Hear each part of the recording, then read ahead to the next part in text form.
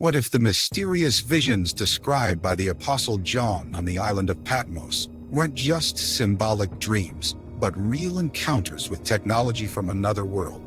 What if, instead of divine revelation, John was actually witnessing UFOs, flying craft from the heavens, in the truest sense of the word?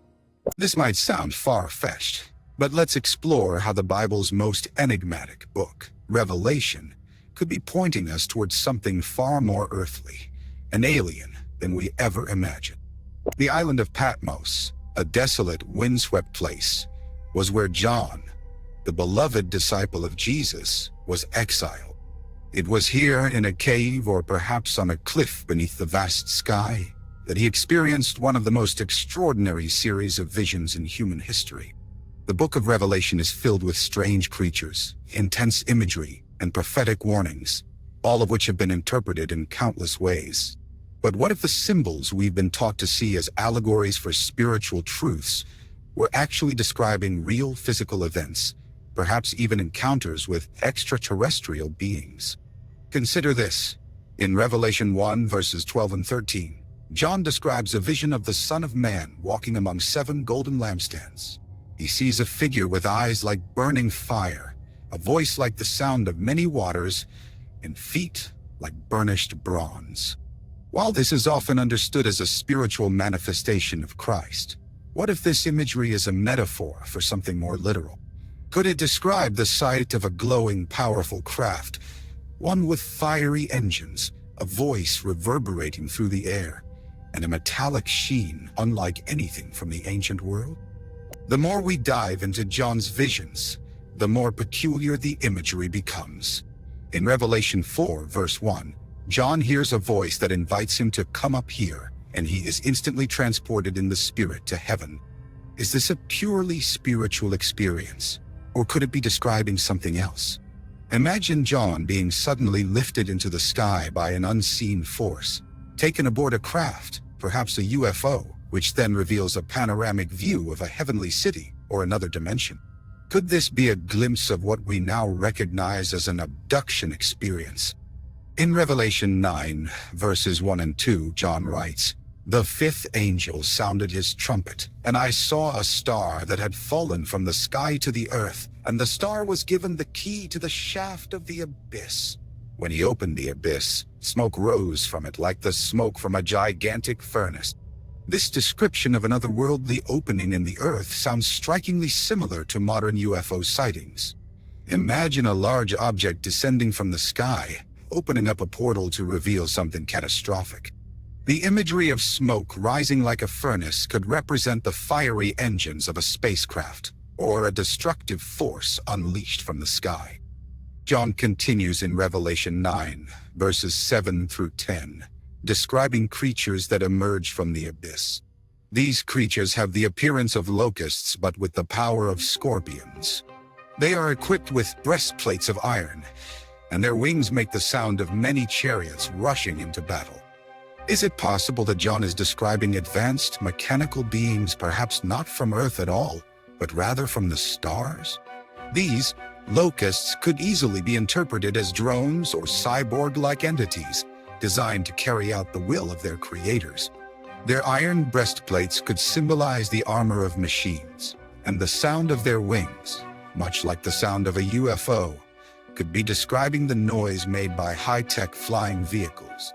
One of the most chilling descriptions of extraterrestrial technology in Revelation comes in Revelation 13, verses 13 and 14.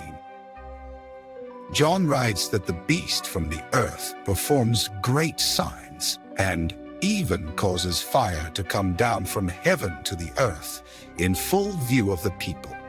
What if these signs, these miracles, aren't divine but technological? Could they be referencing laser weaponry or some other form of advanced tech capable of calling down fire from the sky? Throughout history, many UFO sightings have been accompanied by reports of mysterious beams of light or fire-like phenomena. What if John was describing an alien technology that would one day be unleashed on Earth, one so powerful and terrifying that it would seem like a divine miracle or a curse? Consider also the great red dragon in Revelation 12, who, sweeps a third of the stars from the sky with his tail. While many interpret this dragon as a symbol of Satan, what if it represents something else entirely? Could the sweeping of the stars be a reference to a cosmic battle, where alien forces, beings from the heavens, clash in a final showdown?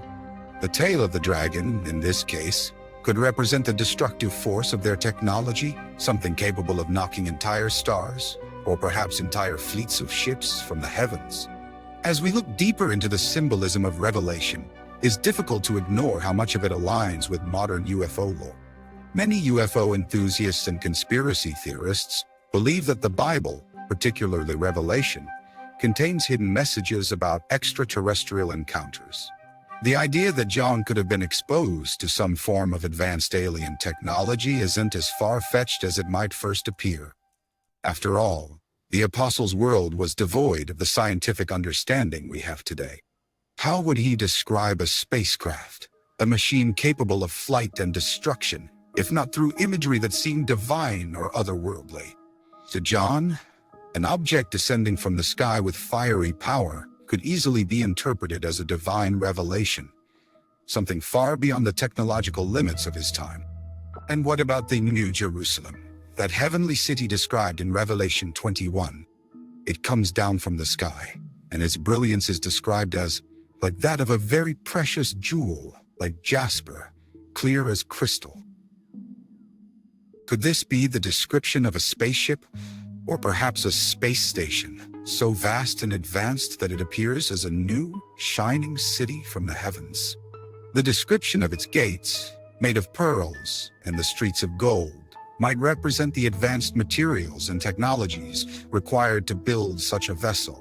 Materials that could appear like jewels or precious metals to someone from the ancient world. In the end, the question we must ask ourselves is, could John's vision on Patmos have been more than just a divine revelation? Could it have been an encounter with extraterrestrial beings or advanced technology from the heavens? Could the UFOs of today be the same craft that John described so long ago? Perhaps the true nature of these encounters will only be revealed in the fullness of time. For now, we are left with these haunting questions, and the possibility that the end times prophecies of Revelation may not be as far from reality as we once thought. As we continue to search the skies and ask the questions that John did, we must ask, what if the answers are not just spiritual, but technological? What if the end of the world is not just a spiritual awakening, but an actual confrontation with beings from beyond the stars? The truth may be far stranger and far more terrifying than we can imagine.